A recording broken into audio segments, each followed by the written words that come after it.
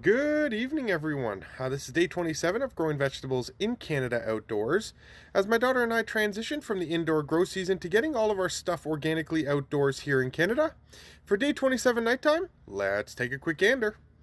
So over here in our garden where we have different sections from our peppers, tomatoes, corn onwards, we'll take a gander at everything as we make our way down. Over here we do have one lonesome tomato plant. It was the last one that we had, and rather than throw it out, we found a place for it. In the back here, like I said, this is our pepper plants or our pepper section where we have our chilies right along into some Big Berthas. As you can see, the plant is completely filled with them. Looking great. Our Carolina Reapers. And in the front, we have our marigolds, petunias, azaleums, and basil. They're all great companion plants with your peppers. And I highly recommend you definitely want to get some basil in there, as well as marigolds and petunias. They're excellent companions with your peppers.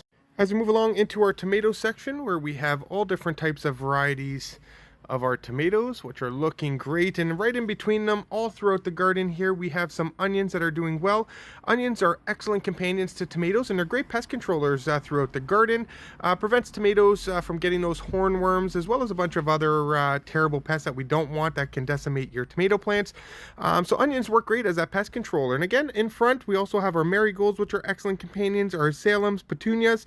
We have some chili, and of course your basil.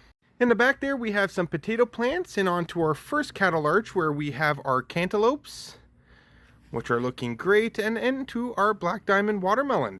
As we move along, we have our red Valencia peanuts, followed by onions, celery, and again, a whole bunch of companion plants from our marigolds to our azaleums, curries, basils, and petunias. As we move along into our corn section, which they're looking great. In the front, we have some callaloo, which is an excellent companion to your corn. And again, followed by some marigolds. To our second cattle arch, where we have our loofah gourds, followed by our cucamelons. In the back trellis, we have cucamelon, followed by all our regular cucumbers.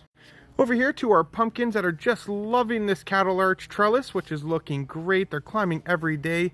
We're super excited for all our plants to just take off on the trellis. And then over here we have some butternut squashes, which again are looking great. Into our last section of the garden where we have our bean plants that are climbing great. And in the front again we have some onions, marigolds, chili, or curry plants, azaleums, and some marigolds. Great companion plants with beans.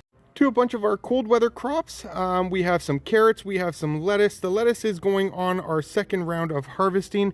This is the last one that is going to be harvested, in hopes that we might get another few. Probably not, but nonetheless we still have one to go.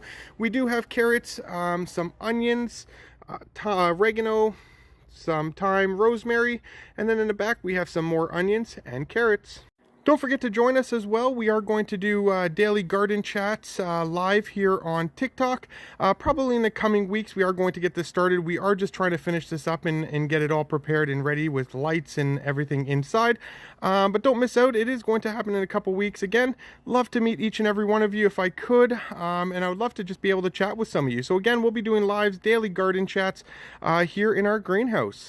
Over here to our recycling bin potatoes, that they are doing fantastic. And again, I tell people, you don't need to have a big fancy garden to grow things. If you have potted containers, or any containers, storage containers, I'm using a recycling bin here for potatoes. You can grow a lot of your vegetables right through pots. So if you don't have the space, apartments, condos, definitely look at growing using either recycling bins or any storage totes. Right beside it, we have our potted strawberries with one strawberry ready to go. To our chamomile that we're harvesting every day, absolutely great for that fresh tea if you are looking for it. Again, you want to harvest these once they're fully open like that. Simply put 2 fingers on and they just pop off just like that. So thank you so much everyone for tuning in for day 27. My daughter and I really appreciate all the support. And again, don't miss out. We're going to be doing that garden chat live here on TikTok in the coming weeks. And if you haven't yet, also check out our website at canadianveggies.com for 100% organic items, apparel, and some of the services that we currently offer. Again, it's canadianveggies.com for day 27. Have a great night.